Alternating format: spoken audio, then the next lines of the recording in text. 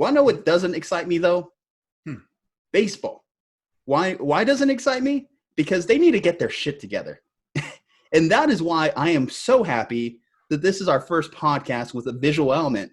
Because Rob Manfred, the MLBPA, please, for the love of God, and I'm speaking to you directly, get your shit together. The fact that the NHL and the NBA both have a more solidified plan than you right now is a major cause for concern. And honestly, you should be disappointed in yourselves. You are in one of the most low-contact sports, too, similar to what we said about the UFC, to where you had the opportunity to capitalize and get baseball games going here by early June. Well, that's not going to happen. Now you guys are talking about June 30th, maybe if we're lucky.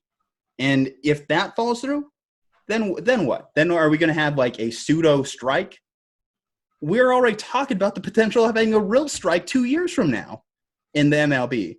So you're going to have essentially 2 potential years where you have no legitimate baseball players on the field. Are you kidding me? Are you kidding me? Because you want to turn off fans? You want to turn fans away? Do this.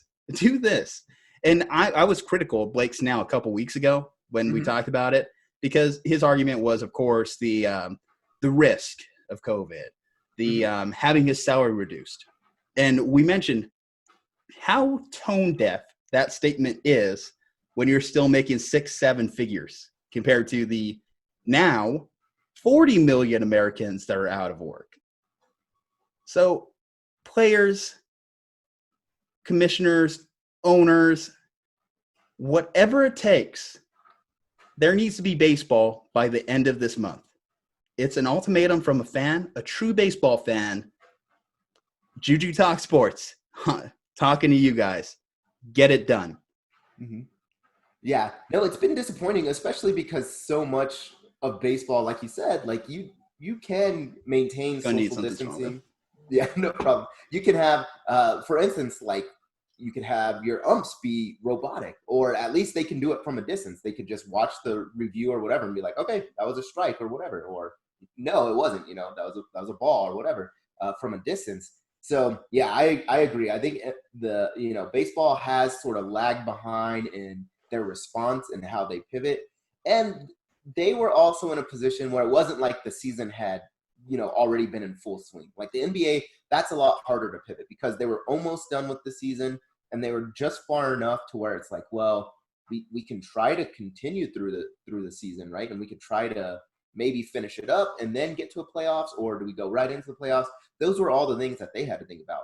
With the MLB, it was like, okay, you're still, in spring ball and you've still got all this time until, you get to your actual regular season. Why don't you just plan something ahead of time? And then now would be the season that most baseball fans would be watching anyways.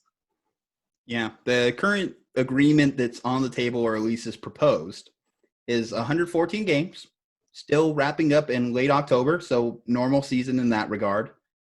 And that reportedly, the MLB has taken the additional salary cuts off the table, which would mean that essentially the players get the original prorated part of their contract for whatever games they play this season that was originally talked about in March.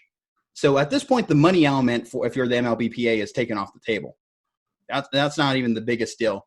And I hope that if you are the MLBPA, you're not using this situation as an opportunity to negotiate your CBA now 2 years ahead of when that's supposed to come to an end, which has been kind of discussed.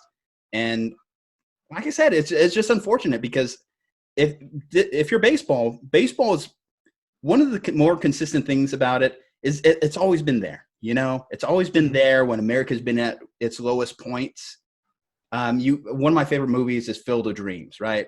And I obviously can't quote the entire movie moment here from Terrence Mann's, or better known as James Earl Jones. Certainly I don't have his proper vocal accoutrement to deliver it.